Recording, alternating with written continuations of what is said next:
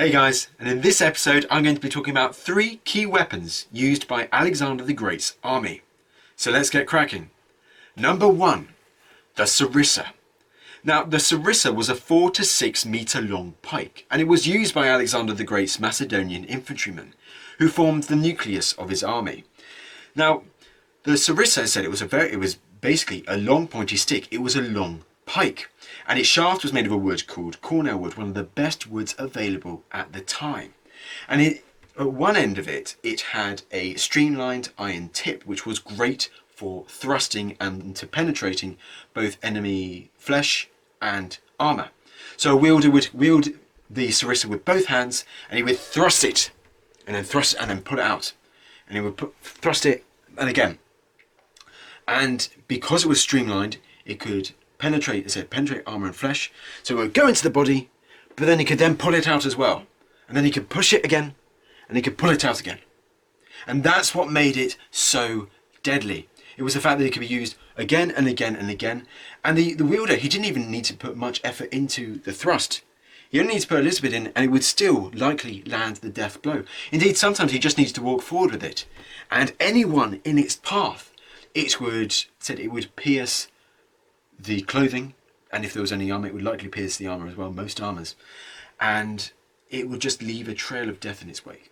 So although the sarissa was basically just a long pointy stick, it was one of the most devastating weapons of the time. So that's weapon number 1, the sarissa.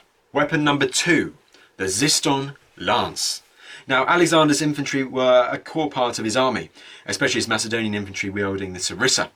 But what the other main part of his army was his Macedonian cavalry. Now they were the shock arm of his army. They were the people who were supposed to land the critical blow against whoever Alexander the Great's opponents were that day on the battlefield. And one of the key weapons that they had was a lance, a 2 meter long lance called a xyston. Now like the sarissa, it was made of Cornell wood, one of the best available woods at the time, and it had a streamlined iron tip. And once again, it was used for thrusting. But what was different to the sarissa was it was smaller, but the cavalryman could hold it with one hand. It was very lightweight. And when Alexander and his Macedonian cavalry would charge in with their xystons, they would pull the lance back, and they would thrust it down into either an infantryman's body or into an enemy cavalryman's torso. Once again, because the tip was streamlined and was iron, it was very easy to thrust it in and take it out, look somewhere else, find another enemy, thrust it in there, take it out again, and then repeat and repeat and repeat. So that is weapon number 2, the xyston lance. Weapon number 3, the kopis sword.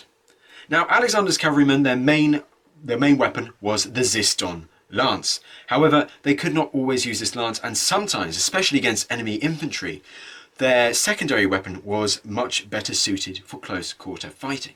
And this weapon was a curved slashing sword called a kopis.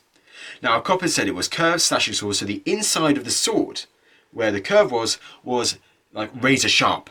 So it was intended for slashing down on enemies. Now, what also made it really useful for Alexander's cavalry was because it was quite long. It was longer than any other Greek swords at the time. So Alexander the Great, especially, and his cavalry, when they were fighting infantry, they would take out their kopis swords, they would slash down and hack at Persian or whoever they were facing below them, and land devastating blows. It was a hugely deadly weapon, especially when you're attacking someone from above.